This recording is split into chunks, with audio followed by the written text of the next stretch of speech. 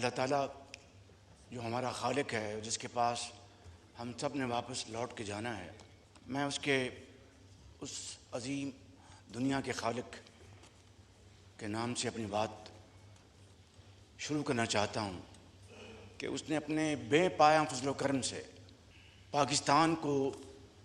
जो कल ये इज़्ज़त फरमाई है, अता की है, वो जनाब स्पीकर, उसके लिए हम पूरी कौम 24 करोड़ आवाम जो मुबारकबाद के हकदार हैं, ये पूरा मुअज़्ज़ज़ ऐवान आप की ज़ात मुबारकबाद की हकदार है। वहाँ पर हम अगर उम्र भर उस मालिक का सजदा रेज़ होकर शुक्र अदा करते रहें तो हम उसका शुक्र अदा नहीं कर सकते। इसलिए कि दुनिया की कई ममालिक कौमें इस इज़्ज़त की तलाश में सदियां गुजर जाती हैं, लेकिन उनको वो इज़्ज़त ना मिली जो आज पाकिस्तान को अल्लाह ताला ने अता फरमाई है कि जापान से लेके जनाब स्पीकर सऊदी अरेबिया तक, कोलंपुर से लेके कासाब्लांका तक और जनाब स्पीकर मैक्सिको लेके हिंदुस्तान तक, आज अगर किसी मुल्क का दुनिया में इज़्ज़त और वक़ार से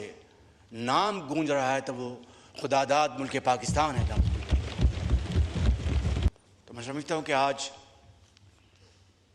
जुमातुल मुबारक है। मैं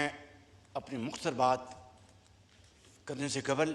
आपकी खिदमत में अर्ज़ करूँगा कि अगर ये ऐवान इस हवाले से एक करारदाद मुतफ़क्का तौर पर मंजूर करे तो मैं समझता हूँ कि इस अजीम कामयाबी की न सिर्फ इस हाउस की भरपूर तायीद होगी, बल्कि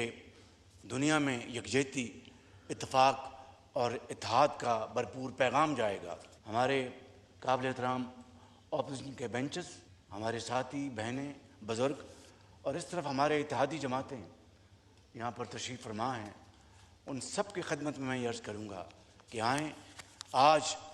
अल्लाह ने जो उस खुदाए बुज़ुर्ग बरतर ने जो पाकिस्तान को जो इज़्ज़त अता फरमाई है, आएँ मिलकर इस मुबारक दिन न सिर्फ उसका शुक्र अदा करें बल्कि दुनिया को बताएं कि हमारे सियासी इख्तिलाफ़ात अपनी जगह, लेकिन कौमी इबादत के लिए हम एक हैं।